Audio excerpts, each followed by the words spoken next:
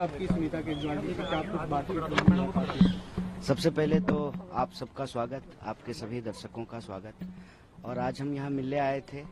वैसे तो राजनीतिक भाषा में इसको शिष्टाचार मुलाकात कहते हैं, लेकिन मैं व्यक्तिगत तौर पे समझता हूँ कि ये हमारा एक आत्मीय मुलाकात थी, इस लिहाज से कि ये देश में जो परिस्थिति है अभी, जिस तरह से तानाशाही चल रही है, किसी को भी पकड़ करके बिला वजह जेल में बंद कर देना, इस तानाशाही के खिलाफ हम लोग पिछले कई सालों से लड़ रहे हैं। और तानाशाही के खिलाफ इस लड़ाई में हम सब एकजुट हैं।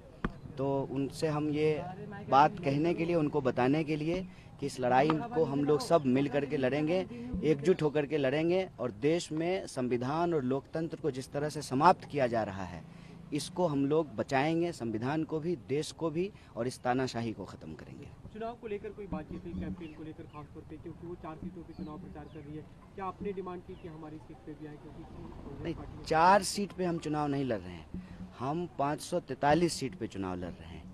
हम इंडिया अलायंस के सब लोग जो है घटक दल हैं, और ये अलायंस पूरी तरह से एकजुट है। दिल्ली की भी 7 सीट पे चुनाव लड़ रहे हैं। तो जो भी हम लोग रणनीति बना रहे हैं, वो किसी एक प्रत्याशी के लिए या एक पार्टी के लिए नहीं बना रहे हैं, वो दिल्ली के लिए बना रहे हैं, दिल्ली के लोगों के लिए बना रहे हैं। क्योंकि ये दिल्ली के लोगों के आत्मसम्मान का सवाल है। किसी को, एक व्यक्ति को सांसद बनाने का सवाल नहीं है, किसी एक व्यक्ति को प्रधानमंत्री बनाने का सवाल नहीं है, एक पार्टी की सरकार बनाने का सवाल नहीं है। सवाल है कि दिल्ली के लोगों को जिस तरह से अपमानित किया जा रहा है, जिस तरह से दिल्ली में तानाशाही चल रही है, जिस तरह से सीएम साहब को पकड़ करके जेल में डाल दिया गया है, इस तानाशाही के खिलाफ, और दिल्ली के अधिकारों पे जो रोज़ बरोज़ हमले हुए, जिस तरह से सुप्रीम कोर्ट के डिसीजन को ऑर्डिनेंस के तहत बदला गया, जिस तरीके से बार बार विकास के कार्यों को अटकाने की कोशिश की जाती है एडमिनिस्ट्रेटिव तरीके से, और अंततः कई नेताओं को पकड़ करके चुनाव के बीच में जो जेल में डाला गया है, मैं समझता हूं कि ये दिल्ली के लोगों को अपमानित किया जा रहा है। तो दिल्ली में जो लोकसभा का चुनाव हो रहा है, ये दिल्ली के आम लोगों के आत्मसम्मान की लड़ाई है। और दिल्ली के ऊपर जो तानाशाही थोपी जा रही है, देश के ऊपर जो तानाशाही थोपी जा रही है, उस तानाशाही के खिलाफ दिल्ली के लोग एकजुट रहें, एक साथ रहें, और हम सभी सीटों पर, 7 सीटों पर मिल करके लड़ रहे हैं और मिलकर रणनीति बना रहे हैं। अच्छा, कांग्रेस में भी फूट है आपके नाम को लेकर, लवली छोड़ देते हैं, खत लिखते हैं, आपका नाम भी का भी जिक्र करते हैं, तो इसे आप किस तरीके से देखते हैं? क्योंकि चुनाव के दौरान ये होना तो क्या नुकसान होगा, या फिर किस वजह से आप मान रहे हैं? अव्वल तो जो है वो पत्र मुझे नहीं मिला है, अव्वल वो पत्र तो मुझे नहीं मिला है, ना मैंने वो पत्र पढ़ा है। और आपको मालूम है कि देश भर में बीजेपी जो कर रही है वो ज़्यादा खतरनाक है।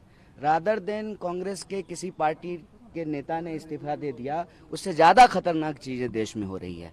हमने देखा कि सूरत में क्या हुआ, हमने देखा कि इंदौर में क्या हुआ, हमने देखा कि खजुराहो में क्या हुआ। मैं तो दिल्ली के लोगों को भी कह रहा हूँ कि आप सौभाग्यशाली हैं, आपके पास मौका है कि आप वोट दे पा रहे हैं, आपके प्रत्याशी टिके हुए हैं, तो आप वोट दीजिए। क्योंकि आपको जो ये वोट देने का अधिकार मिला है, ये आपके पास रहेगा कि नहीं रहेगा, पूरे देश की सूरत जो है वो सूरत जैसी बन जाएगी, इस पर विचार करना चाहिए और इस पर चर्चा करना चाहिए। चुनाव के दौरान पार्टी के भीतर प्रत्याशी को लेकर के या किसी नेता का इस्तीफा होना, ये कोई नई बात नहीं है। नई बात ये है कि प्रत्याशियों को डरा के, धमका के बिठा देना, प्रत्याशियों को अपने साथ मिला लेना और चुनाव ही नहीं होने देना, ये ज़्यादा खतरनाक बात है। नॉमिनेशन फाइल कर रहे हैं अपना?